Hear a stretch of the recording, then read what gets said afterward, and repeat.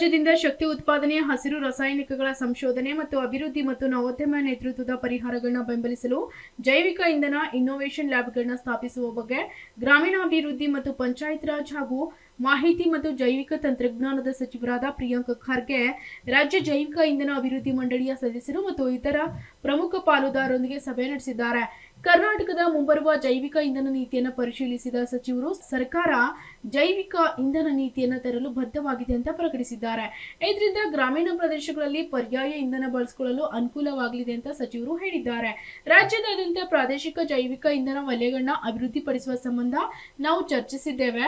ಇದರಿಂದಾಗಿ ಪೂರೈಕೆ ಸರಪಳಿಗಳು, ಸಂಸ್ಕರಣಾ ಘಟಕಗಳು ಮತ್ತು ಅಂತಿಮ ಬಳಕೆದಾರರು ಸಹ ಸ್ಥಳೀಯ ಮತ್ತು ಆರ್ಥಿಕವಾಗಿ ಪ್ರಯೋಜನ ಪಡೆಯುತ್ತಾರೆ ಅಂತ ಸಚಿವ ಪ್ರಿಯಾಂಕ್ ಖರ್ಗೆ ಹೇಳಿದ್ದಾರೆ.